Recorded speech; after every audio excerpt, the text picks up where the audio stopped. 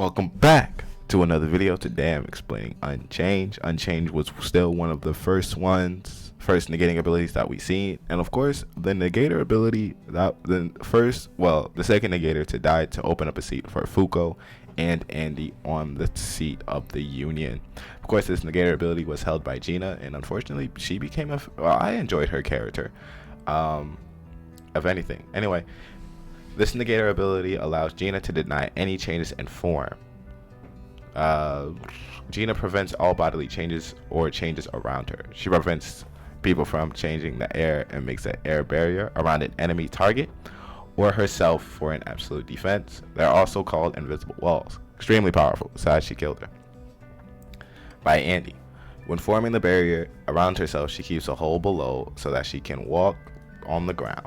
Through the hole is small enough that she can only speed walk.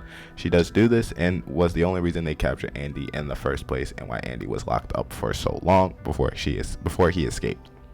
Aside from spherical barriers, Gina can form more elaborate constructs out of unchanging air, such as an invisible staircase through the air. She can also, by rapidly switching her ability on and off while concentrating hard on capturing a target, alter the shape of her protective barrier to create large hands that she can send out after those who are fast and elusive.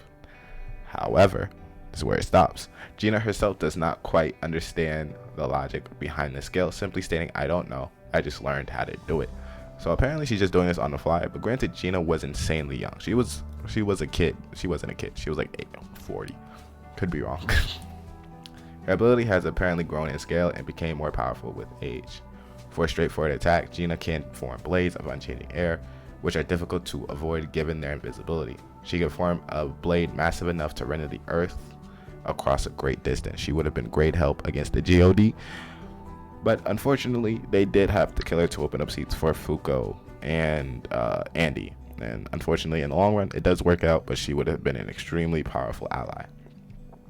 Anyway, her techniques, of course, is Unchanged Ward.